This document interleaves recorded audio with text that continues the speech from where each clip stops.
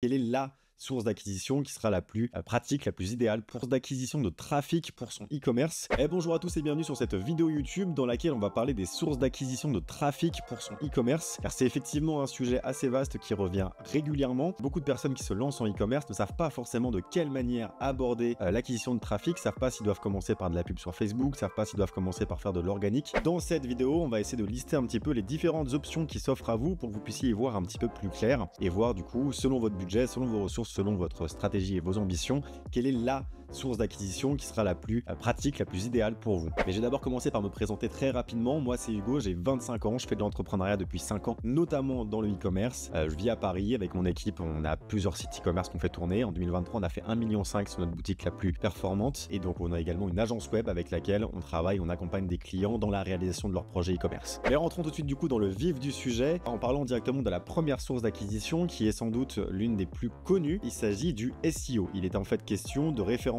son site sur les moteurs de recherche et notamment Google pour faire en sorte d'apparaître en face de certaines requêtes. Pour vous donner un exemple, si vous avez une boutique e-commerce dans laquelle vous vendez des tapis rouges, l'idée c'est d'optimiser votre site, de construire votre site de telle manière à ce que quand les gens écrivent tapis rouge dans Google, votre site remonte dans les résultats de recherche, dans les sites qui sont proposés de manière naturelle, organique, donc vraiment sans avoir à payer et juste être présent comme ça. Le SEO c'est très important mais c'est très long à mettre en place, donc c'est quelque chose que je conseille à quiconque est en train de créer sa boutique e-commerce, donc de mettre en place une optimisation SEO pour que sur le long terme vous ayez des positions intéressantes dans votre thématique. Cependant, il faut bien noter que c'est quelque chose que quand on met des actions en place à un moment T, il faut attendre 4 mois, 6 mois avant de commencer à récolter les premiers fruits de notre stratégie. Donc c'est bien évidemment un canal d'acquisition qui est très intéressant parce qu'à terme vous allez avoir du trafic qualifié qui ne vous coûte rien étant donné que vous êtes du coup positionné gratuitement. Donc c'est très intéressant. Cependant, sur un lancement de projet, ça peut pas être la seule stratégie ou alors il faut être très patient. La deuxième source d'acquisition qui est très intéressante et qui est souvent utilisée, qui va un petit peu de pair avec le SEO, c'est tout simplement Google Ads. Là, c'est exactement le même principe, c'est l'idée de vouloir apparaître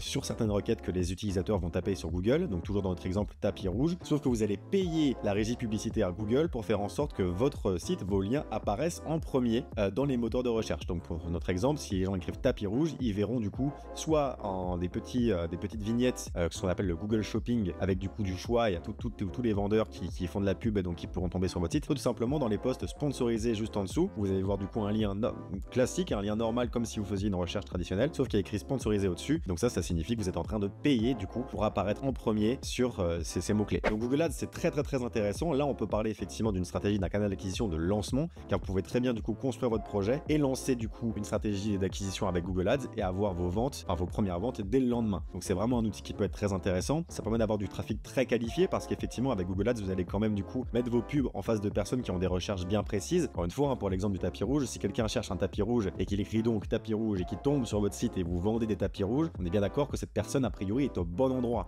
Vous répondez réellement à son besoin, vous êtes en train d'offrir ce qu'il cherche. Donc c'est du trafic très qualifié. Toutefois, il faut noter que avec Google, des fois on peut avoir des coûts un petit peu élevés pour avoir du coup du trafic, tout simplement parce que vous êtes mis en concurrence avec les autres personnes qui diffusent sur les mots-clés que vous visez. Donc plus vous allez être nombreux à vouloir diffuser vos pubs sur la requête tapis rouge, plus vous allez payer cher pour pouvoir récolter des visiteurs. Donc ça peut être très intéressant. Je préconise ce canal d'acquisition. Moi, c'est ce que j'utilise sur pas mal de mes boutiques. Mais à noter que selon votre niche, selon votre secteur d'activité, ça peut être plus ou moins pertinent de lancer du Google. La troisième source d'acquisition qui est de loin ma préférée, tout simplement parce que c'est mon domaine d'expertise principal, c'est l'acquisition sur Meta. Donc là, c'est simple. Il s'agit de faire des vidéos et des images publicitaires et de les envoyer et de les diffuser du coup sur les réseaux sociaux tenus par Meta, à savoir Facebook et Instagram principalement. Les grandes forces de Facebook Ads, c'est notamment sa capacité à scaler votre business dans le sens où vous pouvez dépenser du budget du coup pour aller chercher des nouveaux clients et puis vous pouvez monter ces budgets doucement mais sûrement. Tant que vous êtes rentable et que vous continuez du coup à avoir plus de ventes que ce que vous dépensez, doucement mais sûrement vous pouvez scaler votre business et augmenter les budgets publicitaires. Pour vous donner un exemple, sur ma plus grosse boutique, au début on avait commencé avec du 40 € par jour de budget sur Meta et aujourd'hui on dépense plus de 1500 € par jour sur Meta. Et bien évidemment si on fait ça c'est parce que le chiffre d'affaires derrière arrive à suivre. Les gros enjeux quand on fait du Meta Ads,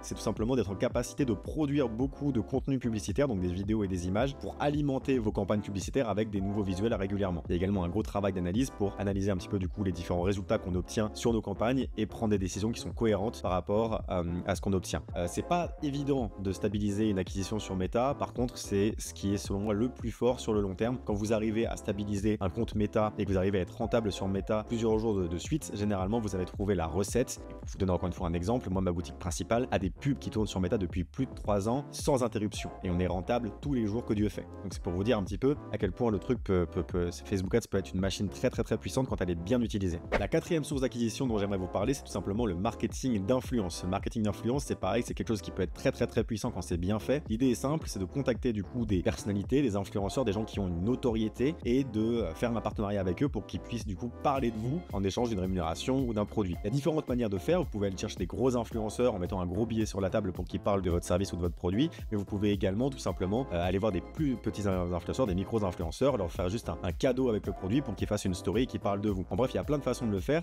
Ça a été très rentable comme canal d'acquisition en 2017-2018. Il y a eu pas mal de scandales avec le dropshipping, etc. Donc aujourd'hui, ça fonctionne un petit peu moins, mais malgré tout, si c'est fait correctement et si les influenceurs avec qui vous travaillez touchent vraiment votre cible, votre avatar client, alors il n'y a pas de raison que ça marche pas. Il faut juste effectivement se dire qu'il faut bosser un petit peu ses scripts, bosser un petit peu la stratégie. C'est pas juste dire à un influenceur, tiens, je t'envoie un produit, parle de moi en story. Il faut faire un petit peu mieux que ça. Il faut avoir une stratégie de retargeting derrière, il faut avoir une stratégie de mailing, il faut avoir une offre intéressante pour faire en sorte que le travail de l'influenceur soit bien fait et que derrière vous ayez tout l'écosystème nécessaire pour convertir le trafic, la notoriété que va vous apporter cet influenceur. La cinquième source d'acquisition, qui est sans doute un petit peu sous-cotée par rapport à ce qui se passe en ce moment, c'est tout simplement l'acquisition avec du contenu organique. L'idée est simple, c'est de créer du contenu sur les réseaux sociaux, donc des vidéos majoritairement, et de les publier sur Instagram, les publier sur TikTok, les publier sur YouTube, et du coup profiter du fait que ces vidéos peuvent avoir de la viralité et avoir du coup de la viralité pour capitaliser sur le trafic que ça apporte et vendre vos produits. Pour donner un exemple assez concret, il y a une marque qui s'appelle Roxy Nails, qui est du coup, c'est pas un de mes clients, c'est pas une marque que je connais, mais donc c'est un très bon exemple pour illustrer une acquisition réussie en organique. Ils n'ont presque pas de budget publicitaire, par contre ils ont un budget